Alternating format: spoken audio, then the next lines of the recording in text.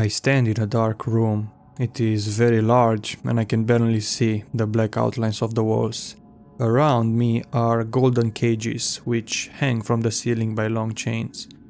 Peering into them, I see the most peculiar objects, much like the strange ornate cages. Gold glints through many of the bars. There are crowns, golden bars, scepters with emeralds and other gems embedded in their hilts, golden necklaces and lockets among other things. One has bronze weighing scales. Other cages have bones in them. I see one near my head has a skull in it, which makes me jump. Just as I am acquainting myself with my bizarre surroundings, a bright light comes on before me. I hear a beeping and see a logo. It's called the digital on-screen graphic, and every broadcaster has one, but this one I don't recognize. It looks like a star with a shadow cast across it, and it has strange characters that look like hieroglyphics on it. Over it, a live countdown begins. It is on 14. I hear screaming coming from the TV alongside the beeping. 11. The screen crackles and I see static for several seconds. Demonic laughter comes from the screen. 8. What on earth is happening? 6. My heart is pounding. 4. I stare in disbelief. Where am I? 2. 1. The image swaps to another. It is the seal of the United States. I am a Brit, but I've lived in Florida for 6 years, and I consider America my home now. But what exactly is happening? This must be some kind of emergency broadcast. Then an image appears. It is the President of the United States. President Maxwell sits behind his desk in his Oval Office. He looks straight at the camera and strangely smiles. Our eyes seem to lock and I feel he is looking directly at me, into my soul. His tie is as straight as ever, but the red and white polka dot style seems unusually cheerful for such a seemingly somber scene. I notice he is wearing a silver ring that I never seen him wear before. It has a skull and 2 bones on it and complements his hair. His blue eyes have a striking quality, but more remarkable are his white teeth. They are blindingly flashy and shine brighter than a Mexican summer sun. Then he speaks. My fellow Americans, last night we came under attack. The screen turns static. Then the transmission comes through again, faintly. The message is not entirely audible, but I hear him talk more. We know what we must do. This is war. We wished this day will never come. But our enemy has refused all negotiations, and now we realize that we should have acted sooner. We will not make the same mistake of mercy or diplomacy again. We will strike our enemies' cities with the full force of our arsenal. The screen fades out, then comes back again. God bless America. Suddenly, I'm no longer in that dark, strange room. I'm standing in a city far away. The sun is beating down upon me. I am surrounded by buildings. Some are made of stone and clay brick. Others are more modern apartment types with scaffolding and double glazed windows. It is a strange city, a mix of modern and old. I see people in all variety around me. They are young and old, healthy and fat, ragged and in suits. As the crowd jostles past, I see cars and people riding on donkeys. A young man in a white tobe and sandals leads a goat to market by a rope tied to its neck. Merchants and vendors haggle at stalls. Customers stop and look at an array of spices, clothes, fruits, and various goods. A woman laughs whilst talking to her husband and shelters her daughter with her arm, as the crowd jostles past. People walk past me, beside me, and around me, but they never make eye contact or look at me. Something isn't right. I can sense it. I look up at the sky and I see a jet fly past, faster than any I've seen before. Suddenly, I'm inside a white clay house. There are no windows, just bolted wooden doors. Elaborate Persian carpets cover areas of the tilted floor. A very loud sound, which is almost like the crack of a whip, comes from the walls and makes me cover my ears. I see a family screaming and covering together under a table at the center of the room. None of them seem to notice me, apart from the young daughter who goes quiet and turns pale as she stares wide-eyed at me. It is as if she's seen a ghost. Helplessly, I just stare back. Blinding white light and the sound of thunder fills the room. Then, suddenly, I am inside another building. This one is more modern. I see a window, and through it I see a nuclear mushroom cloud on the horizon. The glass has shattered. The sky is blood red. I'm on the outskirts of the city, and while the room seemed to have survived the initial blast, the place is very hot. I can't feel it in the way you would think, but I just know. I can somehow sense it. I see an old man lying dead on the floor. Two adult men, perhaps his sons, are desperately trying to help him.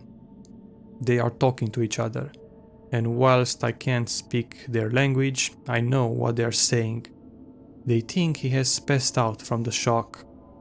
It's no use, I tell them sadly. They can't hear me. Then one starts screaming and I see his skin has turned red and is blistering. They are both screaming. Screaming and howls of agony also come from outside the window, and peering out, I see buildings on fire and people running about the streets. Oxen and sheep flee. There is crying and hysteria. Cars are overturned. People lie, seemingly dead, on the road as others rush past. I don't think it was an intercontinental ballistic missile. I'd seen a plane flying by. It must have been a nuclear strike from an air-launched cruise missile or a ballistic missile. The plane had looked like a B-2 bomber. Politics hasn't exactly been a diplomatic success lately. The China-Taiwan war of the last year led to hundreds of thousands of deaths, and the US withdrawal from NATO in 2027 and the Russian capture of Kiev in late 2026 have caused ripples of panic across the globe. But I never imagined events would come to this.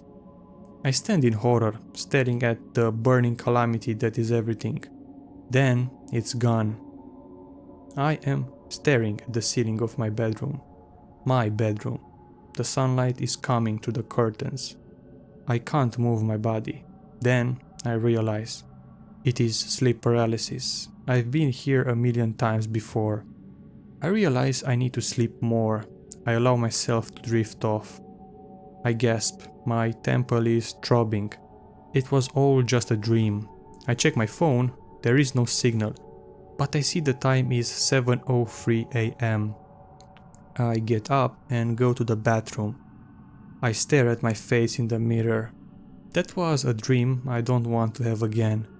Sleep paralysis runs in my family. I got it from my late mother. She used to say dreams held the key to visions and could predict the future.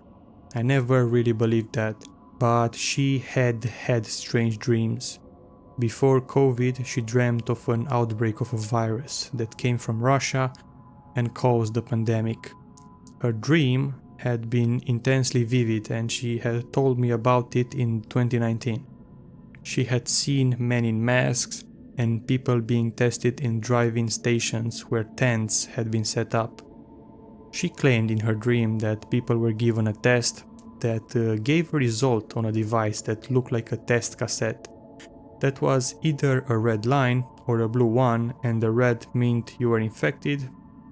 It was strange. She said that powers ran on our family and I could see the future in my dreams as well. She also said dreaming was a gateway to astral projection and that when you have sleep paralysis, You know you've been astral projecting. I never really believed it, but like her, I've always struggled with insomnia and sleep paralysis. Still feeling sick, I dress myself and prepare for work. I splash cold water in my face. After brushing my teeth and flossing, I go down in my kitchen to start the day. I open the window to let the morning breeze in. Cool Floridian air fills the room. The sky has a beautiful deep blue morning hue. Palm trees sway along the gravel driveway and I hear the down chorus of American robins. It will be a beautiful day. I think about that strange dark room with the TV and wonder where it was, and what the significance of the objects in the cages were. I was some strange place in my mind. I know that Wilhelm Stekel and Sigmund Freud both associated skulls with death and annihilation. I get a glass of tap water as well as a cartoon of milk from the fridge, which I down with several gulps. I plonk myself down on my favorite leather sofa and relax. I look at my service medals proudly in their display case and close my eyes. After a few minutes, I get my breakfast. As I am eating, the TV screen crackles on. There is a second of static. Then I hear the national emergency broadcast. The beeping continues as the logo of the US Department of Homeland Security appears on the screen. A female voice begins to read a message. This is an emergency broadcast. This is not a drill. Please remain in your homes. At 6 a.m. Eastern Standard Time this morning, devices were detonated across cities in America. Chicago, Cincinnati, Indianapolis, and Washington, D.C. have been attacked with a series of detonations. These come shortly after AMP strikes damaged the Northeast electricity grid. Martial law has been declared. The FBI and NSA have created a joint task force that are working with the National Guard to apprehend any responsible parties. I repeat, if in the vicinity of the affected areas, please remain in your homes. The army has cordoned off the perimeters of these areas. I repeat, please remain in your homes. The president will now give an emergency broadcast. The screen flashes and the White House logo appears on the screen for several seconds. Then an image appears of the president behind the presidential desk. He is wearing his gray hair with its trademark parting. He is wearing a more formal plain dark tie, and I don't see a ring on his hand. His left hand sits over his right on his desk, as if intended as a gesture of respect. But there is an unnatural glimmer in the depths of his eyes. He looks directly at the camera. My fellow Americans, this morning we came under attack. We are working on finding any surviving perpetrators, but the origins of the attack are obvious. We will not stand back while our country is attacked. We will strike back. He gently smiles, and I see his shiny teeth.